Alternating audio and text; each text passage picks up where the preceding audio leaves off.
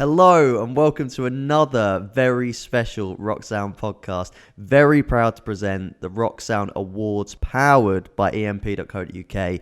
I'm Will Cross, junior editor at the magazine and the host of our normal weekly Friday podcast. So excited to be able to have revealed this. In case you don't know, head to awards.rocksound.tv right now to order our Rock Sound Awards bundle, featuring all 10 of our Rock Sound Award winners on 10 special individual limited edition covers to order of your choice, featuring exclusive interviews, posters from their Rock Sound Awards shoot, 2018 calendar featuring even more bands, a Rock Sound Awards sticker, the top 50 releases of 2017, and so much more. Awards.rocksound.tv. These are limited edition. Once they're gone, they're gone. Check it all out. Buy it all up. But today, we speak to another very special band, our best international breakthrough winners. Couldn't have gone to anyone else. They've lit the internet alight all year. All you guys out there love them. We love them dearly. It's Waterparks, of course. And we spoke to the brilliant Mr. Awsten Knight about the award and about their crazy year, their first full band rock sound cover, all this amazing stuff. So here we go. Let's dive in. Mr. Awsten Knight, Waterparks, the winners of the Rock Sound Best International Breakthrough Award. Here we go. I'd like to present to you the Rock Sound Best International Breakthrough Award for Waterparks. I mean, it's been a crazy year. You know, we've chatted a lot about it between the two of us.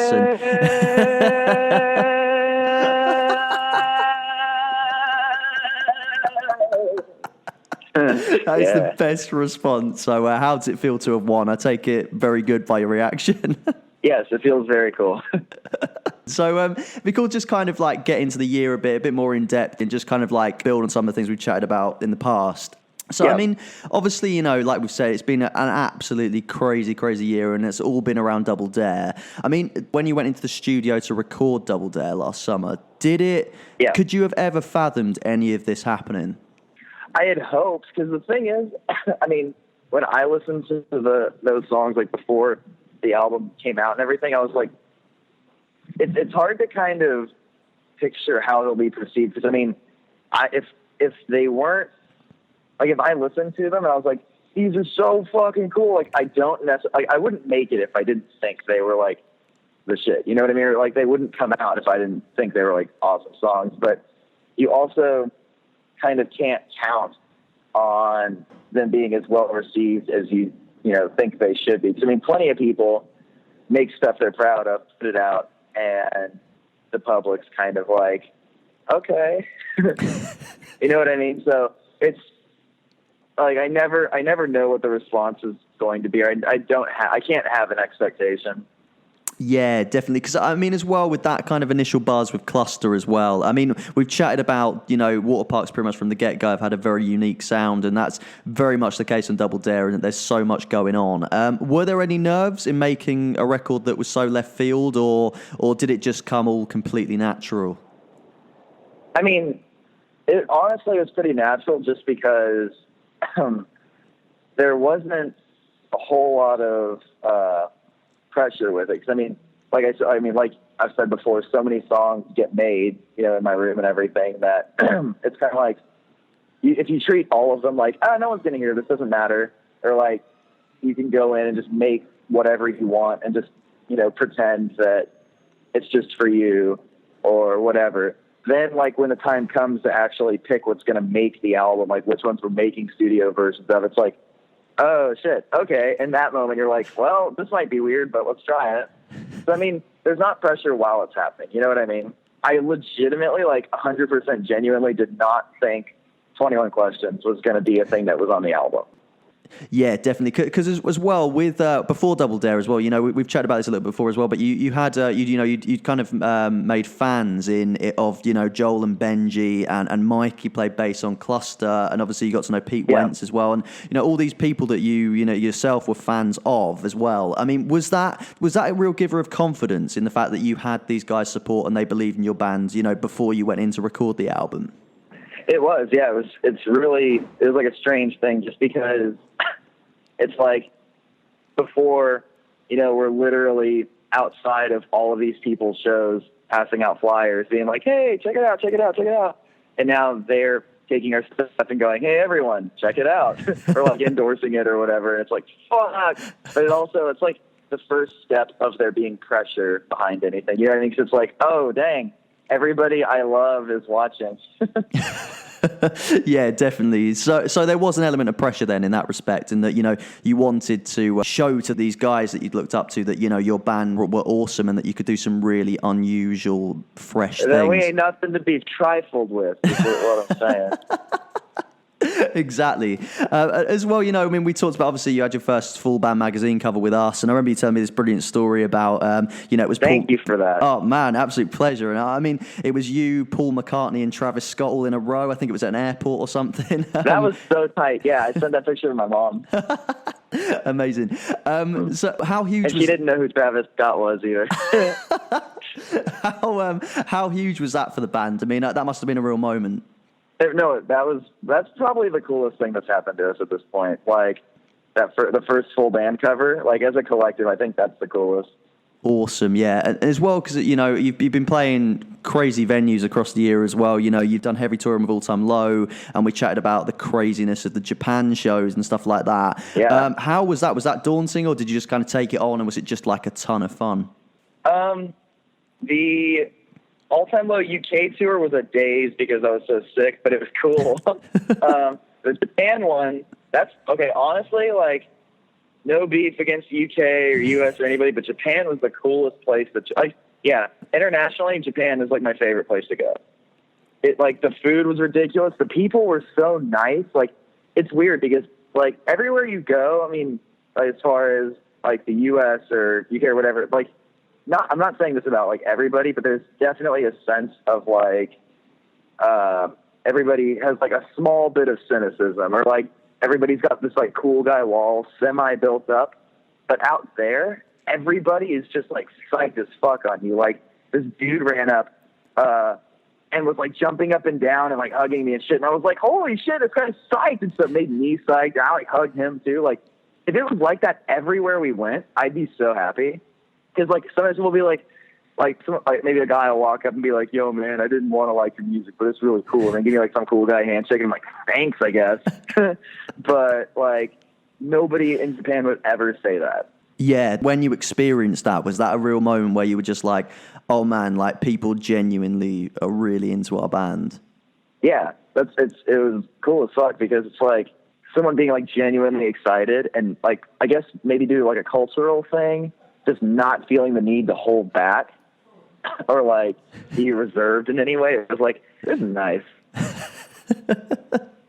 Yeah, definitely. Then your UK headline tour sells out, and we covered this a bit last time as well, in that, you know, that's absolutely insane. It sold out so quick as well. The Underworld was amazing. Like, was that a very validating feeling as well? Because, you know, obviously that kind of came towards the year's end. Did that feel that, like, all this hard work you guys have put in, did it feel like that was the moment where it really, really paid off?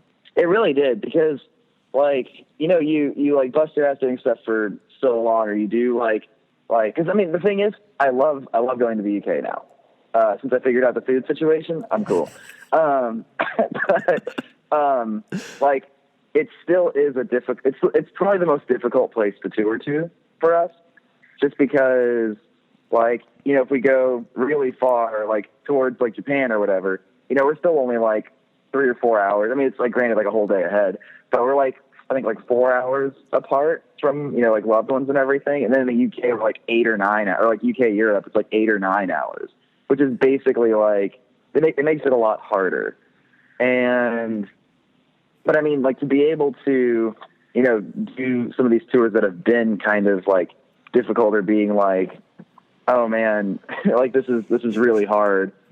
And then be able to actually come back and sell out our own and everything like that. Like, you felt the payoff. You know what I mean? Yeah, no, I can imagine. I mean, was that, I guess as well, like, as it was in terms of, you know, UK fans have been so devoted as well. I mean, I remember us chatting at Slam Dunk, and, you know, I remember you literally walked in with like all this artwork and this amazing stuff that fans had made for you. Like, that must be pretty incredible to know that, you know, fans are that devoted, you know, that far away from home. Yeah. Dude, it's weird. Like, there's like some people that are really good. Like, sometimes I see the drawings, I'm like, what the fuck? Like, they're so good. Like, I've actually got some. I was gonna post another one. Actually, I'll post it right now. Where, sorry, I've got stuff like in our drafts of like art I've wanted to post from people, or I'm just like, damn, that looks really good. As well, like you know, you're the sort of the very much the musical engine of the band as well, and you're a very prominent frontman, you know, and voice for the band as well, especially on the internet and that sort of thing. Has that got overwhelming at any point this year? Because I mean, I remember you saying that in the lead up to the new record, you know, you didn't read the replies on Twitter and that sort of thing, just so you know things couldn't get in your head at all. Did that at any point get overwhelming, or is it very much something that you know you've just enjoyed? I mean, when I'm not feeling stressed and when I can kind of just sit for a second, you know, I'll go and like look at replies and, you know, probably get back to some people. Cause like if you reply to somebody, they get so psyched and it's really fun.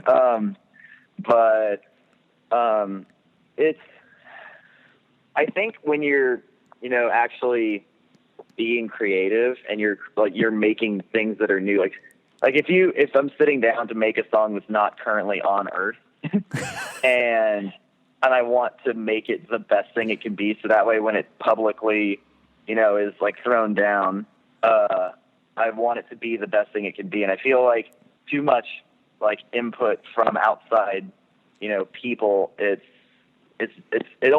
can't help the process unless you're like a rapper and you get off on people like blowing you, or well, I'm sorry, not or, and you get off on people hating you. You know what I mean? Because you can be like, yeah, people fucking hate me, but they love me or whatever. And then like, if they're sucking your dick or whatever, you can be like, I'm the fucking greatest, man. You know what I mean? Like that kind of shit. So, I mean, I guess rappers could technically always look at their mentions, but like, since I don't talk about myself in that kind of way I also don't want to acknowledge internet people too much in our songs because it would make them feel important. I mean, I've pretty much always got a lot to say. I just kind of talk all day, every day. So, I mean, you know, kind of leading the, I guess, vision or whatever of the band. It's not a lot of pressure because it's really just like whatever I'm thinking. Like really not like a super calculated, like, all right, we're going to do this mysterious thing and we're going to drop this vague post on this. I literally just go out and like the posts are literally just me. You know?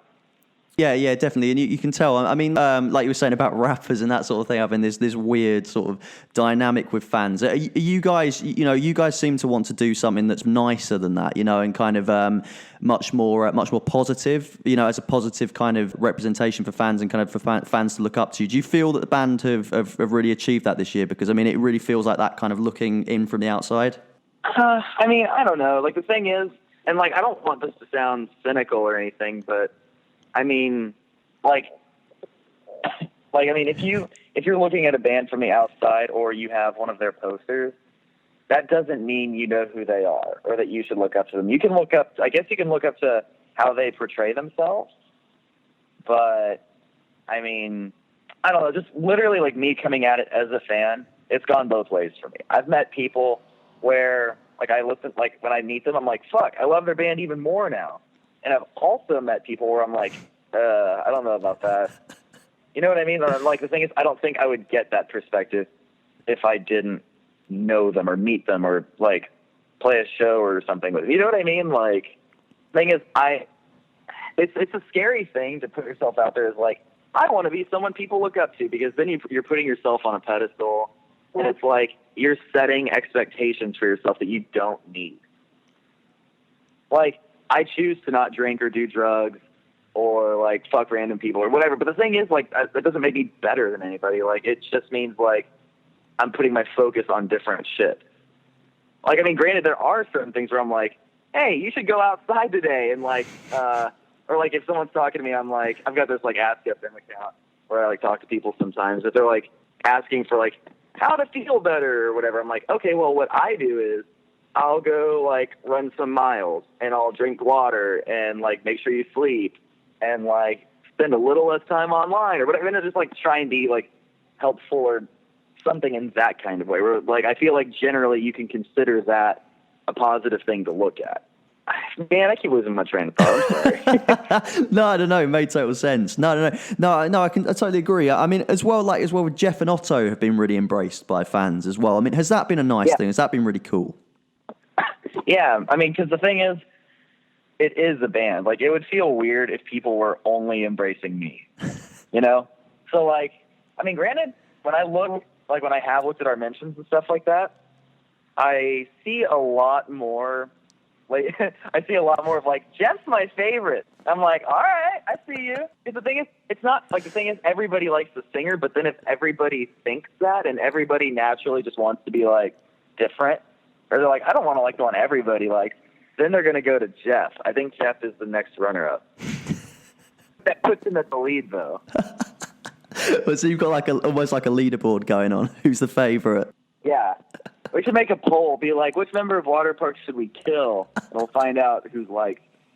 As well, you jumped straight. We chatted last time. You jumped straight into the writing and recording of the new album. And so when we chatted at Slam Dunk, you already had a lot of songs done and that sort of thing.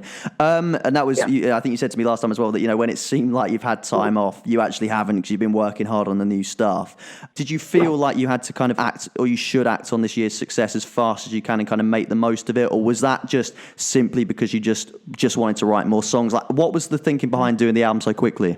I mean, doing the album so quickly just honestly came from it's like looking at it and going, there's already enough for another album. Why wait? Literally, like, I feel like bands take longer than anybody to put out new music.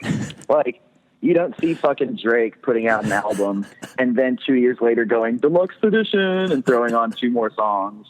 Like, and then like milking that for another year. Like, that just doesn't happen. And so I think if we're able to make new albums quicker than everybody and put out things quicker than everyone, why not? You know what I mean? Because we don't require a bunch of time to like go and sit with a bunch of writers or producers and all this stuff and go like, all right, guys, let's try and make a song today. Like, they just happen, and they happen quick and all the time. And I mean, and it's always progressing too. It's like stylistically, it's gotten to the next point already. Like, it's moving fast. And it's like, okay, well, the next album's ready if we're ready to record it. It's like, we have a month. Let's do it. Yeah, totally. So there's not been too much pressure in that sense then. It's felt very natural. Because, I mean, I've spoken to like Pete Wentz about this, and he was saying that the music industry is so fast right now that, it's almost like you have to adapt. And like you say, with people in the hip-hop world, they do, and the pop world, they do put songs out at a very fast rate. Do you think it's important for bands to start doing that then? Bands need to catch up. That's the thing. And what sucks, I mean, like, if you're looking at it objectively, I'm not going to say it's harder to make band music than it is, like, say, a rap song, but it's a hell of a lot more expensive. Meaning, like, because, I mean, you can, if you want to get real theoretical, you can be, like, a dick about it, but if we're actually talking about, like, a real studio and everything, you can technically go make a beat, one that would be in a popular rap song. You can make that on your laptop and everything, and then just go do the vocals on it. Whereas with a band, you need a lot more equipment, a lot more this, that. Like, you need to go record live drums. You need to record live bass, guitars, keyboards. You need to then do all the programming, do all, like, this and that. Like, and then, like, I mean, if you're familiar with us, that I also use my voice as, like, an instrument besides, like, singing. So then that gets made, cut up, programmed, fucked with. And, then vocal, like a lot, I feel like, and again, I'm not discrediting rap. Like, I listen to it all the time. Like, it's one of my favorite genres, but I feel like that sounds so white. Fuck me. But I'm saying it takes more time and probably a bigger budget to make, like, something that objectively just has more instruments and more, like, involvement. And plus, with a rapper, it's just like, you have to work with one schedule. With a band, I mean, a lot of bands are like 5 people. That's like 5 schedules you got to line up. You know what I mean? Yeah, definitely. I mean, does that make it quite difficult in that sense? Do you have to be very, very careful about how you plan every aspect of the band in that respect? Yeah, and I think, like, theoretically, that's what makes people like producers or DJs or whatever, people who are, like, by themselves, like, able to move quicker. And so I think bands just have to, be able to kind of get with the times. It's faster now. Just be able to keep up or, surpass. Yeah, no, I completely agree. And I mean, as well, with that sense, as well, with the album being done now, you told me that it was just like the easiest process. Like you just went in, you put the songs down, you had a great time doing it, and then it was done, and it's great, and it's the best thing Waterparks have done to date. In the way of those coming together so nicely, did that just kind of feed off how brilliant everything across the years been? Pretty much, yeah. I mean, like, and if I'm ever unsure about anything, I'm like, yo, Benj, like, are you sure? And he's like, yeah, just trust me. Like, you guys are there. Like, I've seen this before. Just do it. You'll be glad you did. And then we do it, and I'm like, dang, you're right. Okay. So, like, even like the UK tour, I was like, I don't think we're ready for that. And he was like, just do it. You'll see. I was like, okay. And then it sold out. I was like, well, okay. Yeah, as well, because, in terms of the actual music itself as well, we've had some brilliant conversations about, saying that people want to slap the pop punk label on you guys and that sort of thing. And actually, you guys aren't pop punk at all. And, people build up these weird expectations and that sort of thing. Has that been quite annoying to deal with at times or difficult to deal with? Or is it just something, again, that you've just taken on as you've gone? Because I say it seems like you've got a really sort of good, funny attitude about it. Is that very much how you deal with that sort of thing? Yeah, I mean, like, I used to get more butthurt about it and be like, God, we're not pop punk, fuck you, or whatever. But, like, and if it comes up, yeah, I'll try and clear it up as best I can. But I don't actively try and fight that label anymore. You know what I mean? Like, if some dumb idiot wants to be like, this is a bad pop punk album, I'll be like, you know what, you're a fucking bad person. And, like, the end. But I mean, like, I don't lose sleep over being called pop punk. You know what I mean? Yeah, definitely. And I mean, as well, in terms of the album, did that fuel the new album being completely different again, and trying so many more new different things? Did it kind of give a fire in the belly in that respect? A little bit, because, I mean, at the same time, this is why I don't look at mentions. You know what I mean? Because I don't want any influence from people who aren't influencers. You know what I mean? If someone's like, pop punk this, pop punk that, like, I don't want it to decide anything. If I want to make something that's kind of like punky or whatever, or like a fast part, then yeah, it's going to happen. But I mean, I'm not going to say it overall made me like actively go, I'm not going to write anything fast, Awesome, yeah. Because as well, we've talked about the diss tracks that are coming up on the album. Were they hard to put down in the studio for the new album? Like, was it hard to kind of visit those areas, or was it therapeutic? No, dude, because I'm like a salty little shithead, and so laying down that one, I was like, finally. The only thing I had to do was make sure it was an off day the next day so I could rest my voice because it goes kind of hard. So in that respect, is the new album, has it been a real way of kind of channeling that sort of stuff into a positive energy? Yeah, man, like, thing is, if people would probably get tired of it if I actually included all of those types of songs on an album. They'd just be like, God, that dude's mad, and I don't want to be like that. Like, that's the thing, is like, technically, if I wanted, like, you could really send it either way. Like, I could make a whole album of like, gushy, gross love songs and make everyone vomit everywhere and, like, drown the city in vomit. Vomit would just slowly rise, like, wreck the first story of, like, every building, every house, drown someone.